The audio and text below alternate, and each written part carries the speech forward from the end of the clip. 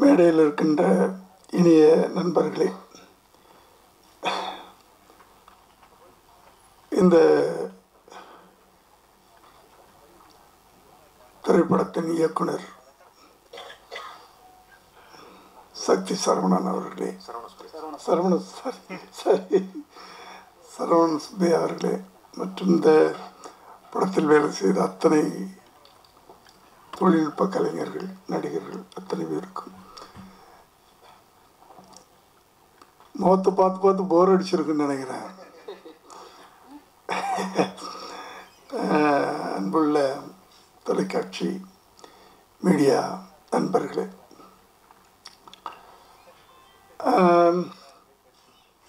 மீண்டும் சரவண சுப்பையா, மீண்டும் நல்ல டைட்டில், அது உங்களுக்கு ஏற்ற டைட்டில் அது. ஏன்னா திறமை உள்ளவர்கள்லாம் ஏன் நடுவில் கொஞ்சம் சினிமாவை விட்டு ஒதுங்கிட்டீங்களா, இல்லை சினிமா உங்களை ஒதுக்கிருச்சா எனக்கு தெரியல. உண்மையில் சிட்டிசன்லாம் வந்து யாரும் நினைத்து பார்க்க முடியாத சில விஷயங்களை, சினிமான்றது எல்லாரும் எடுக்கிறோம், ஒரு என்டர்டெயின்மெண்ட் மீடியா தான் அது. அதுக்குள்ள சில நல்ல விஷயங்களை சொல்லணும்னு நினைக்கிறது ஒரு சிலர் தான். அப்படிப்பட்ட ஒரு திரைப்படம் அது. அப்படிப்பட்ட படத்தை எடுத்த ஒரு இயக்குனர் அடுத்த ஒரு படம் சரியா போகல, அவ்வளோதானா? அந்த சிட்டிசன்ல அவ்வளவு திறமை இருந்துச்சுன்னு நிரூபிச்சார். ஆனால் அடுத்த படம் ஒரு மாதிரின்னு சொன்ன உடனே அதுதான் இன்றைய சினிமா இல்லையா? 80-70களெல்லாம் வந்து வெற்றிகள் கொடுப்போம், அப்பப்போ தோல்விகளும் கொடுப்போம். இருந்தாலும் அந்த வெற்றிகள் தான் மனசில் வச்சுக்கிறாங்க. இந்த படம் கொடுத்த வேண்டாம், நிச்சயமாக அவர் வெற்றி கொடுப்பான் அப்படின்னு வாய்ப்புகள் வந்துக்கிட்டே இருக்கும். அதை நம்ம ஜாக்கிரதையாக பயன்படுத்திக்கிட்டு இருந்தோம். இப்போ அப்படிலாம் இல்லை. ஒவ்வொரு படமும் நமக்கு வந்து ஒரு சோதனையான படம். ஒரு படம் சறுக்குனா கூட அவ்வளோதான், நம்மளும் மறந்துடுறாங்க. இருந்தாலும் மீண்டும் வந்திருக்கிறார் சுப்பையா சார்.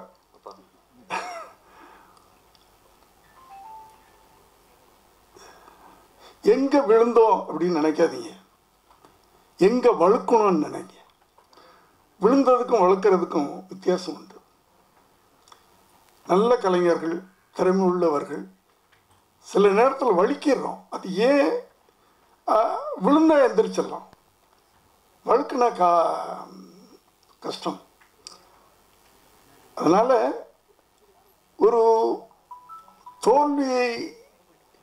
தோல்வி அப்படின்னு ஒப்புக்கிறதுல வந்து தயக்க வேண்டாம். ஏன்னா அந்த தோல்வி தான் நமக்கு பல விஷயங்களை கற்றுக் கொடுக்கிறது. அந்த தோல்விக்கு பிறகு உங்களை மீண்டும் அந்த சிட்டிசன் இயக்குனராக கொண்டு வந்து நிறுத்த வேண்டும் என்று நான் ஆசைப்படுகிறேன். ஏன்னா ட்ரைலர் வந்து ரொம்ப நல்லா இருக்குது. அதுக்குள்ள ஒரு இப்போ வந்து இந்த கதாநாயகர்கள் அவங்களையெல்லாம் இந்த டார்ச்சர் பண்ணுறதுன்றது ஒரு வழக்கமாக நாட்டில் நடக்கிற விஷயங்கள் தான். இன்றைக்கி போலீஸ் அட்ராசிட்டி, கொடுமைக்காரர்களுடைய அட்ராசிட்டி, இதெல்லாம் நடக்கிறத தான் நம்ம படங்களில் சொல்கிறோம். அப்படிப்பட்ட ஒரு கொடுமையான ஒரு காட்சி இதில். அதே நேரத்தில் ஒரு சென்டிமெண்ட்டான ஒரு குழந்தைய பார்த்து ஒப்படைச்சிட்டு ரொம்ப நன்றிப்பா, அதுக்குள்ளே நிறைய விஷயம் இருக்குதுன்னு நினைக்கிறேன். அந்த குழந்தைய இத்தனால என்கிட்ட கொடுத்ததுக்கு ரொம்ப நன்றின்னு ஒரு வார்த்தை, ஒரு டயலாக் தான் இருந்துச்சு. அதுக்குள்ளே ஒரு பெரிய ஏதோ ஒரு விஷயம் இருக்குது, சென்டிமெண்ட்டான ஒரு விஷயம். இதெல்லாம் வச்சு இந்த படம் பண்ணியிருக்கிறாங்க. அந்த கதாநாயகன் பாவம் அவஸ்தைப்பட்டு தண்ணிக்குள்ளே தலைகீழையெல்லாம் விட்டு எடுத்து நல்ல உழைக்கிறவன சினிமா விடாது. சினிமாவை காதலிச்சா நம்ம வேண்டான்னு ஒதுக்குனா கூட அது நம்மளை விட்டுறாது. ஏதாவது ஒரு விதத்தில் அதை நம்மளை பிடிச்சி எடுத்துக்கிட்டே இருக்குங்க. ஒரு காதலி, உண்மையான காதலி மாதிரி. நான் இப்போத்த காதலை சொல்லலை, 70s 80s காதலை சொல்லிக்கிட்டு இருக்கிறேன். நம்ம சின்சியராக சினிமாவுக்குள்ளே இருந்தோம்னா அந்த சினிமா நம்மளை விடவே விடாது. உண்மையான காதலி மாதிரி. அதனால் அந்த கதாநாயகன் புதுமுகமாக இதில் இல்லை, ஃபஸ்ட்டு படமாக இருக்கார். ஓகே ஓகே ஓகே கஷ்டப்பட்டு நடிச்சிருக்கிறாரு. அவர் கஷ்டத்துக்கு பலன் கிடைக்கணும். அடுத்து என்னுடைய இயக்குனர் பேரரசு அவர்கள் இங்கே வந்திருக்கிறாங்க. லியோனி அண்ணன் முதல் முறையாக சென்னைக்கு நான் கூட்டிகிட்டு வந்தது அவருக்கு ஞாபகம் இருக்கும்னு நினைக்கிறேன். நான் விஜயுடைய 2வது படம் செந்தூரப்பாண்டி. ஆமாம், 100வது நாள் விழாவுக்கு ஏதாவது வித்தியாசமாக ஏதாவது பண்ணணுமே அப்படின்னு நினச்சிட்டு இருக்கும்போது, அப்போல்லாம் நான் வெளியூருக்கு போகும்போது ஒரு கேசட்டை விரும்பி கேட்டுக்கிட்டே போவேன். 2 கேசட். ஒன்று சால்மன் பாப்பையா பட்டிமன்றம், 2வது சால்மன் பாப்பையாவது எப்பாவது ஒரு தடவை தான் சினிமாவை சொன்ன மாதிரி துவப்பார். இவர் மேடை கிடைக்கும் போதெல்லாம், ஆனால் இனிமேல் துவைக்க மாட்டார்னு நினைக்கிறேன். ஏன்னா அவர் புள்ள நடிக்க வந்துட்டார், அவர் சினிமாக்குள்ளே வந்துட்டார். அப்போ தான் அந்த வலியும் வேதனையும் உங்களுக்கு தெரியும். அதனால் இனிமையாவது பட்டிமன்றத்தில் என்ன இந்த பாவம் துவைச்சி காயப்படாதீங்க, என்ன பாவன்னு அவர்.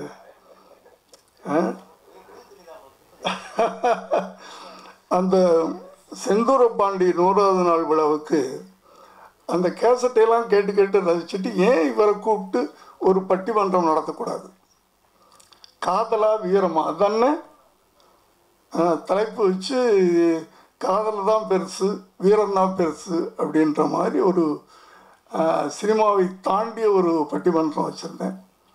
ரொம்ப விமர்சையாக நடத்தி கொடுத்து இப்போ சினிமாவை கூட்டிகிட்டு வந்தேன்.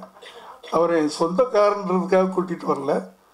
அவர் ஒரு பெரிய நகைச்சுவையான,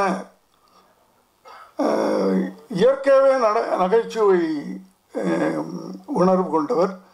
சினிமாவில் எப்போவுமே இயற்கையாக இருக்கின்ற குணம் சினிமாவில் படிச்சுன்னு வராது. சினிமாவில் நடிக்கணும், அது நடிக்க தெரியல அவருக்கு. இயற்கையாகவே இருக்கிறதுனால நடிக்க வரல நமக்கு. அதனால் சினிமா சரி, நம்மளால் முடியல, நம்ம மகனாவது ஜெயிக்கணும்னு கொண்டாந்துருக்கிறீங்க. அவர் ஜெயிச்சிருவார்னு,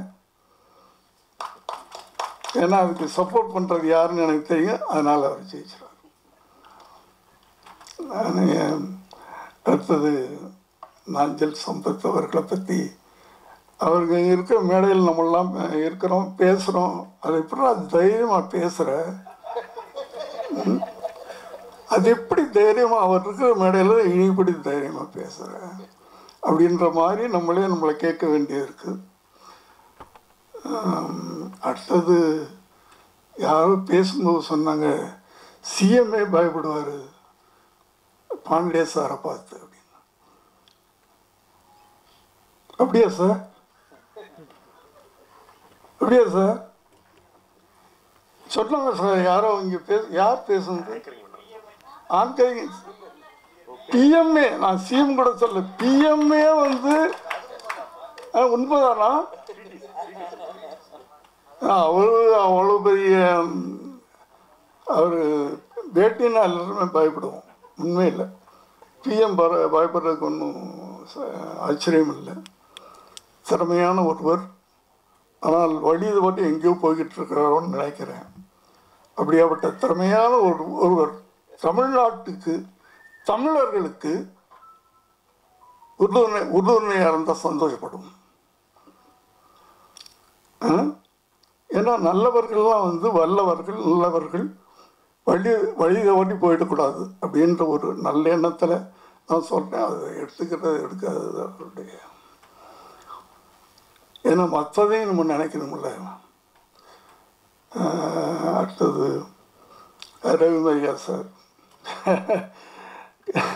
காமெடியில் கலக்கிட்டு இருந்தவர் படத்தில் ஜெயிலில் வந்து போடுன்னு போட்டார். இப்படி எல்லோரும் இருக்கிறீங்க. ட்ரையல் நல்லா இருக்கு. நான் வந்து 6 மணிக்கு வீட்டில் இல்லைன்னா எனக்கு சாப்பாடு கிடைக்காது. என்னைக்காவது ஒரு நாள் தான் மாட்டிக்கிறேன். இன்றைக்கி முதல்ல சொல்லிட்டேன், என்னை முதல்ல பேச வச்சு அனுப்பிச்சிருங்கப்பா அப்படின்ட்டு. நான் போன பிறகு என்ன துவைக்க போகிறார் அவர் பாண்டே சார். அதனாலே நான் பயந்துட்டு ஓடிடுறேன்.